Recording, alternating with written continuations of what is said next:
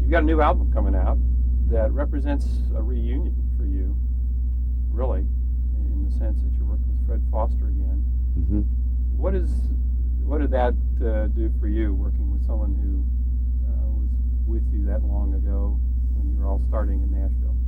Well, it was really nice. It was a lot of fun. We, had a lot of old times to talk about. Of course, we've been together many times through the years, but I think he's one of the better producers, and just sort of been hanging out for a few years, and a lot of people overlooked him.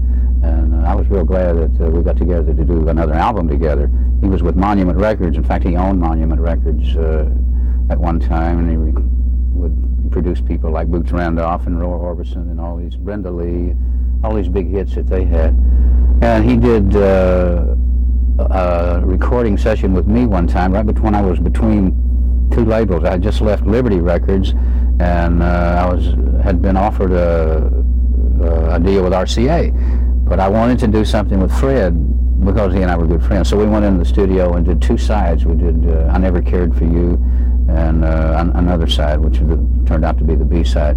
But I Never Cared for You was one of Fred's favorite songs, so he wanted to do it again on this album, so we included that same song on this album. What is you've been doing this for so long, you've been a writer, you're very professional at what you do. What does the producer do to the Willie Nelson sound when you work with a new one, to change it or to invigorate you? Well, I think mainly what another guy does, another mind in there, another set of ears, is just think of other ways to help enhance the sound that I might not be able to think of because I'm busy doing something else. And when I get through doing what I know to do to an album to make, then it's time for the real producer to come in and take over on certain sessions. On a lot of them, I go ahead and go with my feeling on it, and whenever I get through with it, I'll put it out.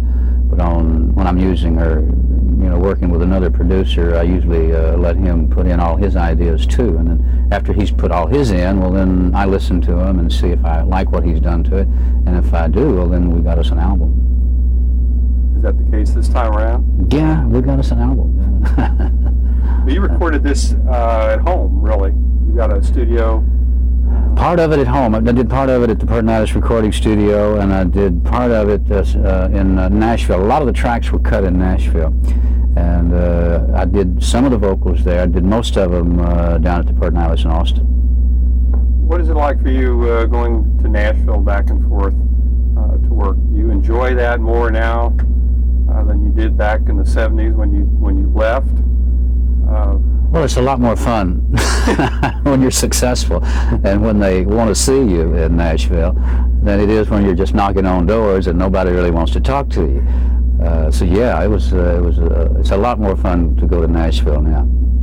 In terms of the title, A Horse Called Music, can you explain a little about the meaning of A Horse Called Music? Well, that's the name of a song in the album that was written by Wayne Carson, who is also one of the writers on Always on My Mind. And I love the song, and it's a natural video. The lyrics just seem to, one day I'm sure we'll probably do a video on it. But I just love the song. I love the idea of A Horse Called Music. In terms of Nothing I Can Do About It Now, that's the first single to come off the album. How did you select that as the first one? Now, what do you look for in a song? Honestly, I had the whole album. We had our 10 sides that we had selected out of the however many tracks we cut, probably 18 or 20 tracks. And after we picked the original, the 10 that we liked most, well then all of us started saying, well, I like this one for a single or that one for a single. But I listened a lot to the record company and to their feedback out in the radio land out there, because it was very important that we find a song that maybe they would play. You never know what the radio stations are going to be looking for, and so we sort of let the record company take a reading out there and see what they wanted to play. And that's how we came up with the up-tempo song written by Beth Chapman, matter of fact, in Nashville, a great writer. And it's Nothing I Can Do About It Now. For the next single, I'll probably let them pick that one too, since they've done well on this one. You just cut them and let them worry about I think that's better. I've tried being, the smart guy and putting out what I thought they would play, and I haven't had a lot of success. So I think maybe they may know more than I do. They can't play the music. I guess they could do something to earn that money. When you are on the road about over 200 days a year, I guess, easily. When you have a new album out, rock groups put out a new album and they tour under the album, is the phrase in the music business. How does Willie Nelson work when there's a new album, some new songs that you want the audience to get familiar with? Well, right now we have the new single, and we're doing that on the show. Sometimes we'll do another track or two out of the album. A Horse Called Music I haven't done yet. I did it. Well, I take that back. I did it the other night in South Dakota, an acoustic set with just me and the guitar. Just sort of play it by ear. When one gets to be sort of part of the show, well, then we'll start looking for another one and try to keep something new in there all the time. So it's not as though you're like trying to push the album on people? Not necessarily. I would more or less rather let them sort of pick out the ones they want to hear and out of the albums. And by letting the record companies sort of let the radio stations pick it out, well, then that saves me from having to try to second guess the public. You're playing tonight with the symphony. You played an acoustic set just last week. Is there a different approach to you when you're working with symphony than there would be with your normal show, the guys who work day in and day out with you? Well, with the symphony, naturally everything is arranged, and as far as their part, they're having to learn what we've been doing for years, so it's really not fair to have them come in one afternoon and start rehearsing 3 or 4 songs and then tonight perform them, when we've been doing them for years, same song. But I think it's worthwhile doing, because once we do get it down and listen to it back, it sounds good.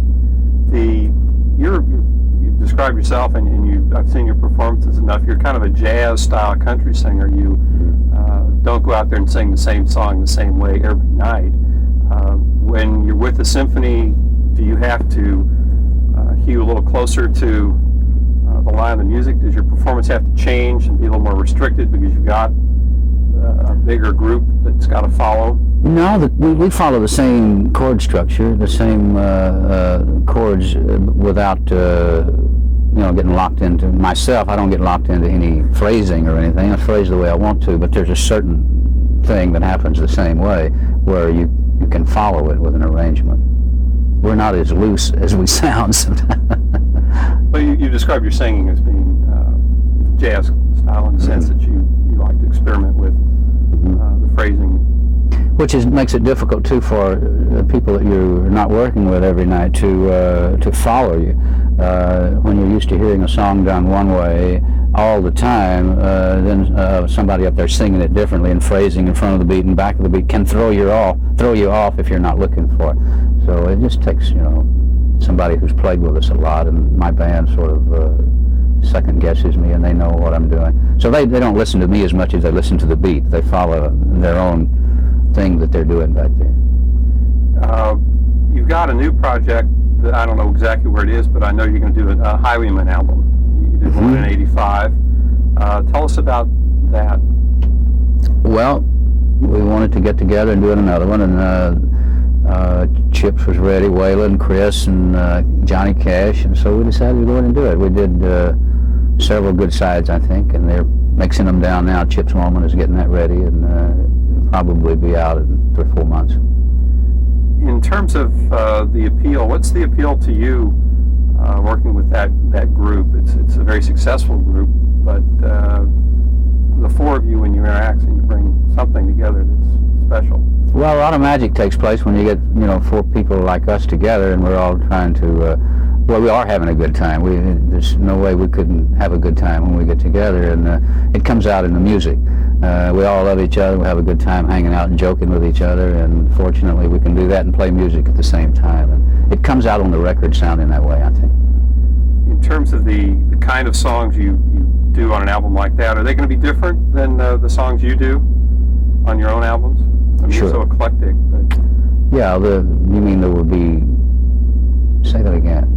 Well, how do you pick the songs for a project like the Highwaymen? Well, we all decided that we would bring 2 or 3 songs to the session. We'd either write them or find them. And then when we get to the session, we all listen to them and say, yeah, we'll do that one, that one, that one, that one. And that's the way it comes together. So you get to sing everyone's music. Everyone's music, yeah. Everybody brought some original stuff. How about your own album? When you and Fred were collaborating on A Horse Called Music, what do you look for in a song? How does that come about? You've been so prolific as a writer yourself. It's hard to say why this is a good song. You know, you hear a song and you say, well, I like that, and it's hard to say exactly why. You either like it or it doesn't impress you that much, or you just don't like it at all. But I listen to songs, and if I really like them, and if I think, well, yeah, I can sing that song, well, then that's it. If I like it and think I can do it, well, then it goes in. Pretty simple criteria. Yeah, it is. Yeah, it seems to work pretty well. Let me change topics here a little bit. You just did a Don't Mess with Texas promo. You're the biggest star they've had so far, I think, on that. It's an ongoing campaign. Can you explain to people who aren't in Texas what that's all about and how you got involved? Well, I think it's really hard to explain to a non-Texan, why Texans do anything. But we have a lot of pride, and we don't like to see our highways, full of trash. So I think everybody's interested in keeping Texas clean. I'm glad to see all those other guys. There's a lot of good guys doing it. Thunderbirds and Jerry Jeff Walker and a lot of people. Joe Ely, I think, have done some Don't Mess with Texas. I thought Waylon might be down to do this one with me, but his schedule wouldn't let him do it. It would have been good for us both to do that one together. Tell me how you approached do you write your own music for this? A little bit about how it works. Well, this particular Don't Mess with Texas was written by the producers of the show, and when I got there, they had some cards written out where they had rewritten "Mama, Don't Let Your Babies Grow Up to Be Cowboys," and a very clever way of saying "Don't Mess with Texas." That's the first time I believe you've allowed anyone to use that song commercially, in a sense of in a spot. Well, actually, it's not my decision to say yes or no to something like that, because it was written by Ed Bruce, and he's the guy that has to make that decision. And naturally, he couldn't. I don't think anybody would not want to see it made into a "Don't Mess with Texas." I was reading the paper the other day. Someone said they'd gone away from Texas, and they noticed that everywhere else in the country, people are very polite about litter. They said, "Don't litter, please don't litter. Keep our highways beautiful." Texas, it's like, don't mess with Texas. Is that a particularly Texan way to get to people, do you think, that tone? Oh, I don't know whether that's redneck hospitality. Maybe it is. It's all right to come down, but don't screw it up. It's a different point of view. It seems to be working now. It's been a very effective campaign. Well, I know the people in Texas like it because it puts the right thought into everybody's mind. Don't mess it up. And finally, one other topic here that has intrigued me, and I have heard only a little bit about it, and that is you're getting involved in the cable TV business. Yes, sir. Yes, sir. The Cowboy Channel. Yeah. It's, I think, time for it. Everyone that we talk to about it seems to think that the Cowboy Channel is a good idea, so it's coming along. We'll be making a formal announcement about it in a few weeks. Well, I guess it leaked out ahead of time. Yeah, well, we were doing some work with the Koreans, and they had their own press conference where they released the Cowboy Network, and the Korean channel was going to be getting together, and it's the Asian channel, actually. And we're going to be doing some things together and helping promote the Asian channel, and they're going to help us promote the Cowboy Channel, and it's sort of like the East meets West. And it's going to be a lot of fun. It's an interesting mixture of marriage there. It is. Well, of course, it's 2 separate channels. There's the Asian channel and the Cowboy Channel, but we're working together. And I'm looking forward to it. It sounds like a lot of fun. We're going to be doing a lot of Western movie programming, with Gene Autry, Roy Rogers, Pat Buttram, all those old heroes of ours from way back, and try to incorporate all the cowboy wisdom that we can into the station, and along with the music. A lot of live shows coming out of Austin and Texas and around the world. going to be a lot of fun. I'm looking forward to it. There's the cable business seems to shake out periodically, and new channels emerge, and others fold together. Do you think it's a good business proposition in terms of the desire for Cowboys? Like it's 24 hours a day, 7 days a week. Well, I think there's always the supply and demand law. If there is demand for the Cowboy Channel, which I think there is, then there'll be an audience for it. And if there's an audience, then we'll have commercials, and it'll be profitable, and everybody will be happy. Well, it'll be great. Doesn't Nashville Network do some old something like that on a part-time basis? They have a show where they show like old Gene Autry films. That's my favorite television program to watch, is the Gene Autry, Roy Rogers movies on the Nashville Network. It's one of the reasons that I wanted to see more of it on the Cowboy Channel. I'd like to see a lot of that all day long and all night long, mixed in with some good live music. The cowboy, the myth of the cowboy, has been such a part of America. It seems like people never get tired of it, yet the movies about cowboys have not done as well recently as they did in their heyday. Is there a particular thing about cowboys that endures? Well, there was a survey taken that showed between 35% of the women and 25% of the men between this age and that age prefer Western movies. You look at that over the overall population, and you've got quite an audience. A lot of people like music, so if you combine the two, regardless of whether it's Western, cowboy music, country, jazz, gospel, whatever it is, if it's good, then it goes with the Cowboy Channel. And the movies are good, the idea is good, the hero image is good. It's a good positive thing for families. I'm even going to try to talk to Mr. Rogers to do a Down on the Farm show. Haven't got around to calling him yet, but I will.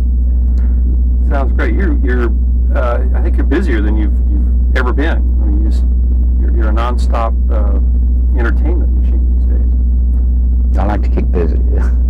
It's safer. I never get in trouble until I stop in one point for too long, and on the road again. On the road. Safe way to be. Was there anything else that I'm unaware of? Any other surprises? Now that you're becoming a media empire? Oh, I don't think so. Kris and I are doing a movie together. It starts in October. It's for CBS television. It's called RIP. It's a modern-day Texas Ranger movie. It's written by a couple of good Texas boys, Bud Shrake and Gary Cartwright. So I'm looking forward to doing that. Also, we're producing a movie for the Cowboy Channel called Honky Tonk Heroes with Billy Joe Schaefer and me and Kris and Waylon and Emily and all the guys. So that's going to be fun to do. So you're now producing movies? Well, you produced in the past? Yeah, a couple, but this one, it's going to be a good one. Great. Well, it sounds like you're just nonstop. Keep moving. Are you going to keep playing the concert load? Is that? Well, I don't know. I retire every other week and keep coming back. So it looks like I'll be out here at least the rest of the summer. Don't stop. Okay. Listen, I appreciate your time. My pleasure. Every time I've done this, I've had to have someone else ask all the questions.